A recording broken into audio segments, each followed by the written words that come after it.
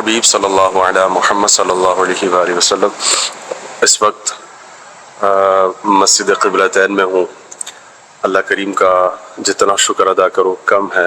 الحمدللہ رب کائنات نے اپنے محبوب کے دیار میں آنے کا شرف بخشا اور مبارک مقدس مقامات کی زیارت کی بھی توفیق بخشی۔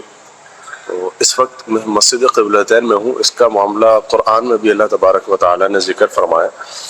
تو اس کا واقعہ کچھ یوں تھا کہ یہودی 10 محرم کا روزہ رکھتے تھے۔ وہ اس وجہ سے کہ حضرت موسیٰ علیہ السلام کو فرعون سے نجات ملی نا۔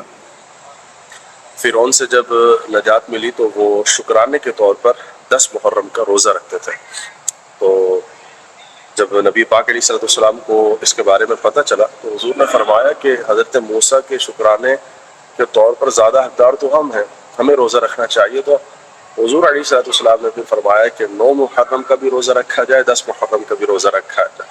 جب یہودیوں کو بتایا کہ تم بھی ایسا کرو، یہودیوں نے کہا کہ نہیں، ہم تو ایک دن کا روزہ رکھیں گے، اور اگر آپ یہ نئی بات لے کر آتے ہو پھر ہمارے طریقے پر نہیں چلتے تو پھر یوں کرو کہ تم جو مسجد اقصی کی طرف رخ کر کے نماز پڑھتے ہو تو یہ بھی پڑھنا چھوڑ دو، کیونکہ یہ اوائل میں جو شروع میں جتنا مطلب ہمارا یہ معاملہ تھا، نماز جس طرف رخ کر کے نماز پڑھی جاتی تھی وہ مسجد اقصی کی طرف رخ کر کے نماز پڑھی جاتی تھی۔ تو پھر نبی پاک علیہ السلام روایتوں کا مضمون ہے کہ ظہر کی نماز کا وقت تھا، تو حضور علیہ السلام بار بار آسمان کی طرف دیکھ رہے تھے۔ تو اس کا ذکر بھی قرآن میں اللہ تبارک و تعالیٰ نے دوسرے سپارے کے شروع میں ہی ذکر فرمایا، قد نرى تقلب وجهك في السماء۔ اے محبوب، ہم آپ کا بار بار آسمان کی طرف چہرہ کرنا دیکھ رہے ہیں۔ تو پھر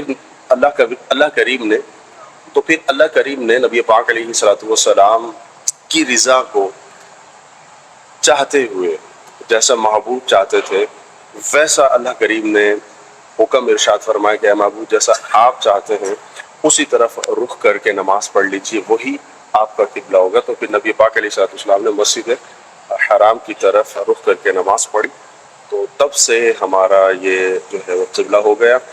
تو یہ مسجد حرام کی طرف اشارہ ہے، اور اگر میں آپ کو دکھاؤں تو اس طرف اوپر کی طرف اگر آپ دیکھیں گے چھوٹا سا یہ مصلی نظر آ رہا ہے، میں زوم کر کے دکھاتا ہوں آپ کو۔ یہ اس بات کی نشانی ہے کہ پہلے اس طرف کر کے نماز پڑھا کرتے تھے، تو پھر نبی پاک علیہ السلام نے رخ پھیرا اس طرف، بالکل مطلب الٹا نا۔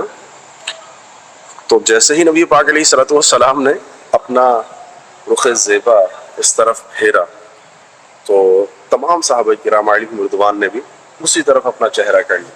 اب آپ تصور کیجئے وہ لمحہ کتنا مزے کا ہوگا، وہ لمحہ کتنا پیارا ہوگا کہ جب محبوب صلی اللہ علیہ وآلہ وسلم اپنا چہرہ مسجد حرام کی طرف کر رہے ہیں، اور سارے صحابہ پوچھا نہیں یا رسول اللہ یہ کیا کر رہے ہیں، جیسا محبوب نے کیا ویسے ہی سارے صحابہ کرام علیہم رضوان نے بھی کیا۔